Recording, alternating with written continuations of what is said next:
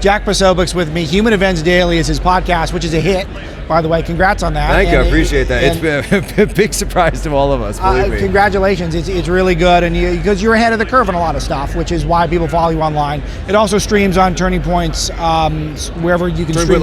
Turning Point Live streams there too, and you do a bunch of other stuff, but you're most known still probably from your Twitter. So I always got to check in with you.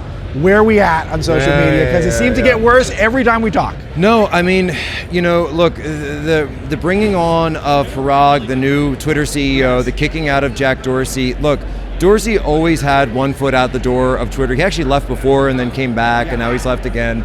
Look, the wokies are in charge, and they are trying to get all of this done. They are going to try to get as much restrictions and in terms of policy on social media to kick off as many populists and conservatives and just people who love their country, people who are traditional thinkers, whether you're on the left or the right, before 2023 comes around, because they know that come 2023, when the new Congress comes in, which we all know is going to happen, yes, right, that they are going to get hit, they are going to get slapped down, so they are going to do everything they can to situate themselves with crackdowns, with ban hammers, with everything else that happens prior to coming into this. And Facebook went full mask, or Meta, went full mask off with this in court the other day when they said, our fact checks are opinions. Yeah, well, right? One of the stories of the year, you cannot emphasize enough how big of a moment that should have been. Because we all knew that, right? Yes. And so, and I don't think there's anybody in media, look at the double standard. We knew there was this opinion, but they're admitting in court that essentially it is just a thin veneer, a patina for us to be able to wield sovereign power over freedom of speech. We decide who speaks, we decide who is silent. We, talking before, we decide who's allowed to wave at someone on the front porch to someone else, or who's going to be like, Paradise Springs in Australia, where they've got the girl and she's in the compound, and she's like, I just want to go, to the store. It's the quarantine compound, and they've got the guy in like the Darth Vader hazmat suit. You're not allowed up the porch. But I'm just here. I want to just go over there. No, not up the porch. But I'm breathing on the porch. No, not up the porch. That is what Facebook is there, and it's Zuckerberg or Parag on Twitter, or take your pick of social media institution that's been propped up, that they are the guys in the hazmat suits that say, you are unclean, you are impure, your thoughts are criminal, your thoughts are impure, and you've thought some very naughty thoughts, and so therefore you have to stay on your porch, possibly indefinitely. Do you think it's a very long stretch from the virtual gulag that so many of us are in to a literal gulag? Because this is something that I think people are talking about more, particularly with regards to Australia. Well, I think it's interesting because we live in such a society now where the idea of, so what the CCP does with a lot of their higher leaders, like people who got involved with Tiananmen Square, or a lot of times they're called petitioners. They'll go from the provinces and they'll go to Beijing because they want to petition. And this is actually an ancient practice of the Lao Beijing in China, where petition the emperor, go to there's this whole thing, or the mountains are high and the emperor is far away, but you cross the mountain and see the emperor. But the idea is that they're, by and large, placed in either, number one, secret prisons, which is easier to do in China than it is here, or the idea of putting someone on house arrest. And so the new types of gulags are going to be virtual gulags, but not just in terms of speech. It's going to be, we're going to debank you, we're going to deplatform you, you're not going to be able to have a payment processor, you're not going to be able to make a living, you're canceled from all of your jobs, you're not going to be able to have any money, your bank account's going to be frozen, your PayPal is going to be frozen, you can't do business on Stripe.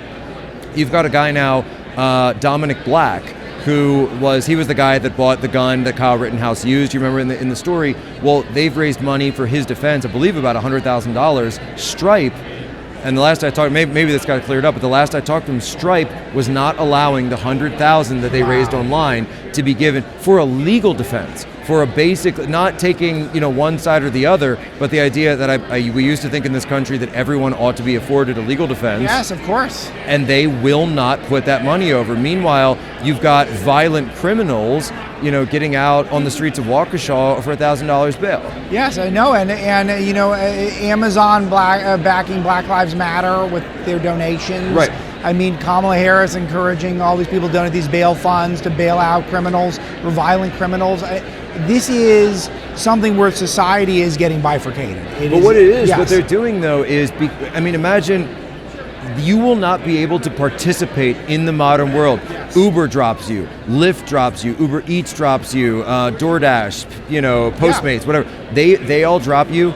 You are isolated. You are essentially at that point in a virtual gulag, and particularly if you live in a city or an urban area. I mean, you cannot live without these services now. Sure, and a lot of it's happening, if it's not literally happening, it's sort of figuratively happening, because I was thinking about, like, I don't give my real name when I make reservations at restaurants now, and not because I think that I know for sure something bad is going to happen, but I know that sometimes the people there, they'll Google who's coming in, because they want to see if an influencer's coming in, and they realize, oh, it's the Breitbart guy. Like, I don't want them to do that. I don't think it's happening all the time, but it's for sure happening some of the time. I actually used to do, I don't do it anymore, but I used to do as kind of a social experiment. I had as my Uber picture, a picture of me with Trump on Uber. And I tell you what, never had anybody cancel.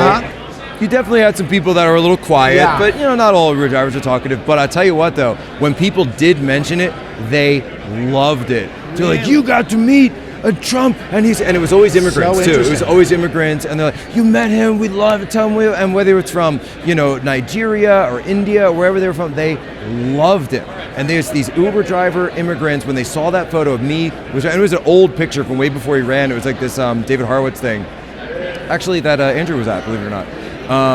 Years and years ago, and they said, couldn't believe you met him, and it was amazing. So that was my little social experiment. I don't do it anymore though, because you never know what they're looking. So Jack, you and I talk about this stuff all the time. A lot of people on the online right talk about this stuff, but I do feel like we have not done an adequate job as a conservative movement actually preparing for more debanking, for more deplatforming, and when the Republicans take power, which presumably they will, being able to have these investigations that go into some of these businesses that are really in charge of our First Amendment now. And I don't see a coherent plan coming together. I see bits and pieces, ideas here and there.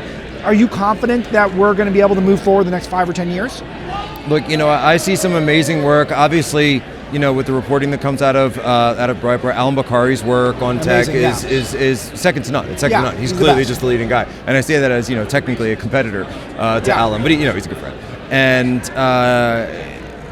we have the information, but what we need is the policy and that cadre coming forward. So I'm seeing glimmers of it. I'm seeing places like the Claremont Institute. I'm seeing places like IAD coming forward. CPI has been pretty good on this, where they are putting this together, because essentially what it really comes down to is personnel, right? It comes down to who is going to be staffing those new congressmen who are coming in, who is going to be, because we all know that it is rare that the congressman is actually setting policy. It is the staffers of that shop that are running it. So where do those staffers come from? Are you a Claremont fellow? Are you a CPI fellow? You're coming up through American Moment.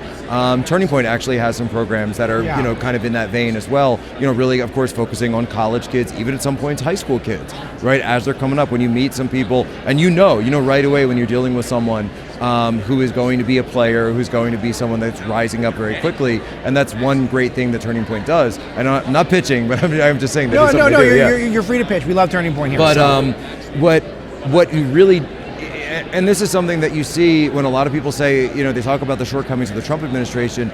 I think so much of that, really almost 100% of that, goes down to policy. Your personnel is policy. So the people you pick, the people you surround yourself with, what they're reading, what they're consuming, what they're not willing to read, what they don't want to read. There's that old story. I don't even know if it's apocryphal or what, about human events, that the Bush people in the Reagan White House used to try to keep human events out of the Oval Office. That's the story. Right. And that was right. That's always the story. And Reagan was like, "Where's my human events? I want to read my human events," because that was the grassroots populist front page, finger on the pulse kind of thing. And with Trump, at least he had Twitter, so he could kind of see. It was particularly Saturdays was when really the day that he's driving on Twitter, and I always remember that, because he would always retweet me on Saturday mornings for some reason. That was one of the things he would go for when he was on. But so harder to get him away from that, but at the same time, that leaves 6 days of the week that you're surrounded by people. Oh, sir, no, you've got to stay in Afghanistan, you've got to do this. No, sir, we need to do the tax cuts. No, we need this deal with China. Don't make Wuhan much of an issue. Don't ask about that lab. Fauci's got to stay on. All of this. You can't accept the lab. Fauci's the guy who's been there. So that goes into your head, and that goes into your ear, and you think, look, do I want to be a crusader? Do I want to be a president for all people, etc.? And at this point, I think you need people to staff, whether it's a new Congress and to staff the next administration, the next Republican administration, whichever one we get, has to be people that understand what point in the movie we are in. Last one for today. Talk to me about what you're looking at as we head into the new year. What are you excited about for 2022?